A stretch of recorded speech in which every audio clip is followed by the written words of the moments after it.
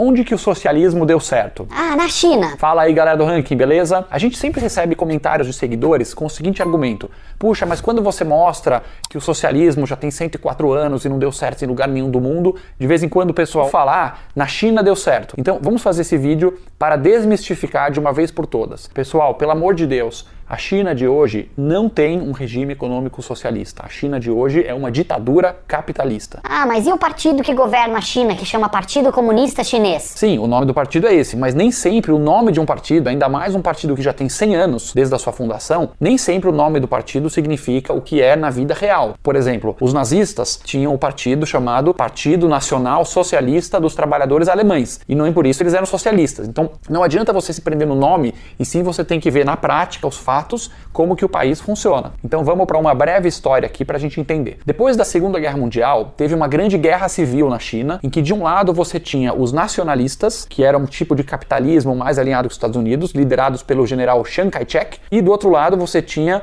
os comunistas, alinhados mais com a União Soviética, liderados pelo famoso Mao Tse-tung. De 46 até 49 teve essa guerra civil, os comunistas, como a gente sabe, venceram a guerra e expulsaram os nacionalistas da China. Então os nacionalistas entraram nos barquinhos deles e foram para uma ilha que tem lá perto, chamada Taiwan. Então a China se dividiu em dois. A maior parte, que é a China continental, virou comunista, com Mao Tse-tung, e a outra parte virou nacionalista capitalista, com Chiang Kai-shek. Então Mao Tse-tung rapidamente começou a implantar o pacote comunista socialista lá na China. Então ele nacionalizou as empresas, o governo tomou as empresas das pessoas, coletivizou as terras, distribuindo lá para os camponeses, colocou o controle estatal da economia, em que o governo define preços, salários, quem vai produzir o quê, todo o pacotinho de sempre socialista. Foi dividindo a população entre o clássico proletários e burgueses. Os camponeses foram divididos em 3 grupos, que é os pobres, os semi-pobres e os médios. E qualquer coisa acima disso, se você tinha um pouquinho mais de terra, você já era considerado um burguês, um inimigo do povo, e as terras eram tomadas e muitas dessas pessoas eram mandadas para campos de concentração, de trabalhos forçados, ou mesmo para o paredão. Estima-se que cerca de 4 milhões de proprietários de terra foram mortos durante a gestão do Mao Tse-tung. E a mesma coisa na cidade, eles iam nas empresas e infernizavam os pequenos comerciantes, tomavam as empresas um pouco maiores. Estima-se que de 2 a 3 milhões de pequenos empresários foram mortos também dessa forma. E aí os capachos lá do Mao Tse-tung, os funços burocras, iam nas empresas e nas fazendas e diziam quem que ia produzir, o que ia plantar, o que ia dar para quem que ia cada coisa. Não precisa nem dizer que a produção entrou em colapso, tanto a produção industrial quanto a agrícola. O preço do arroz no mercado negro subiu 30 vezes. Você já viram esse filme em algum lugar? O governo começa a meter as patas, dizer quem tem que produzir, para quem, as pessoas começam a parar de produzir, começa a faltar comida, começa a subir o preço, começa congelamento de preço. Já viram esse filme em algum lugar? Quem fosse pego estocando grãos era fuzilado sumariamente. Não dá nem para ter ideia do tamanho da destruição. A gente não consegue imaginar. Tinha cidades no interior da China em que 50% da população morreu de fome. Estamos falando aí de 20 a 100 milhões de pessoas. Não se sabe exatamente quantas pessoas morreram de fome com cada estimativa de diferentes demógrafos, mas é um número assim que o cérebro humano não consegue compreender. Para vocês terem uma ideia, tem relatos muito bem documentados de historiadores que o canibalismo voltou para a China. As pessoas literalmente comiam os mortos de tanta fome que tinham. E as mulheres tinham um nível de desnutrição tão grande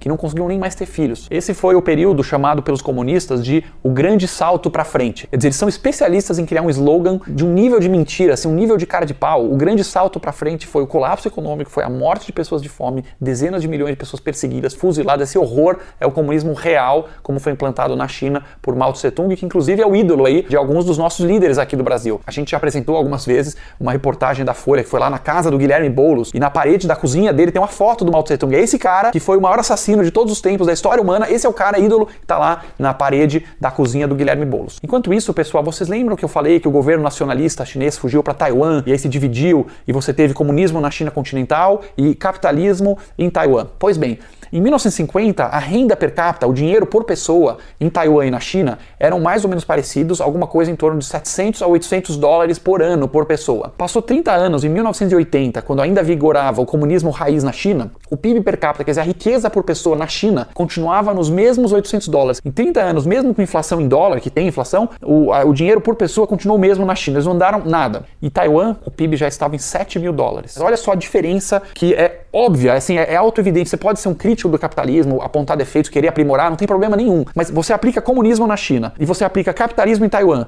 e da mesma base, olha, 30 anos depois, esse país está na miséria, com as pessoas literalmente se comendo de fome e o outro país está 12 vezes mais rico. É impressionante o fanatismo de certas pessoas que, confrontados com um caminhão de evidência comprovada, o cara não aceita e ainda falando que capitalismo é a culpa dos males do mundo. Só um detalhe, hoje Taiwan, 40 anos depois, né, de 1980, é um dos países mais ricos do mundo com PIB per capita de 32 mil dólares por pessoa. Pois bem, em 1976, finalmente Mao Tse-tung morreu, e depois de um período tumultuado aí de algumas lideranças idas e vindas bem curtas, subiu ao poder um cara que era considerado meio que um dissidente, meio radical dentro do Partido Comunista, chamado Deng Xiaoping.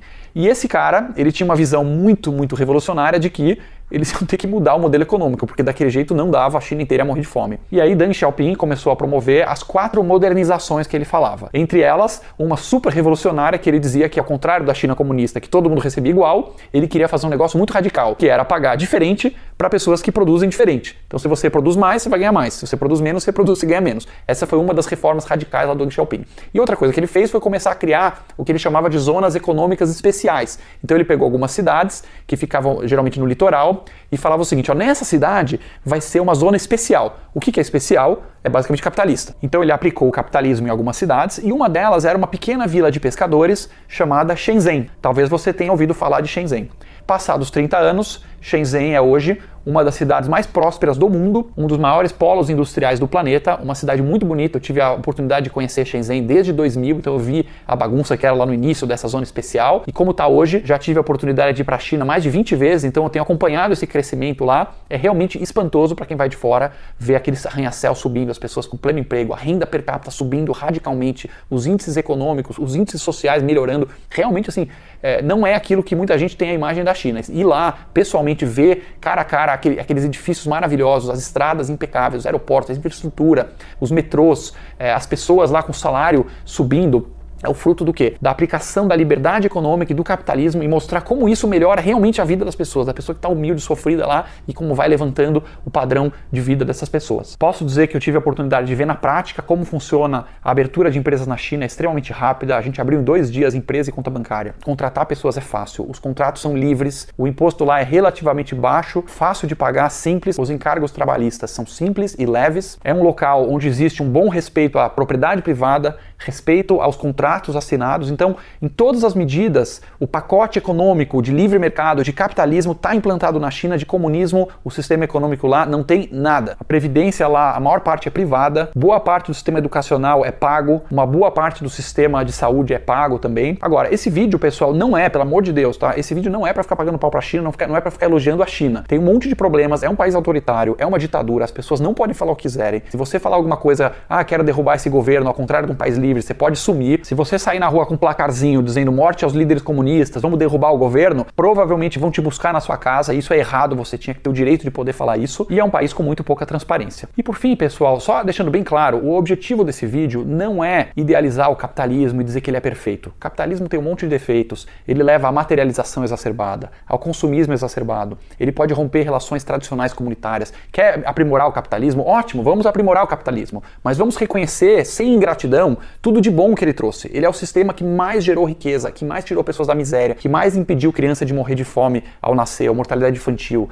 ou deu a possibilidade da gente ter uma vida tão próspera para a maior parte da população desse planeta. Então tem que reconhecer isso e aí aprimorando o capitalismo sem ficar com uma relação de psicopata com um sistema que é o comunismo que não deu certo em lugar nenhum e que só leva à morte, fome e violência. E o segundo objetivo, como eu falei, não é elogiar a China, e sim é deixar claro, cristalino, que a China não é comunista, nem a pau, nem aqui nem na China, beleza? Então parem de citar a China como um exemplo de sucesso aí do socialismo. Se você gostou desse vídeo, siga o Ranking dos Políticos nas redes sociais.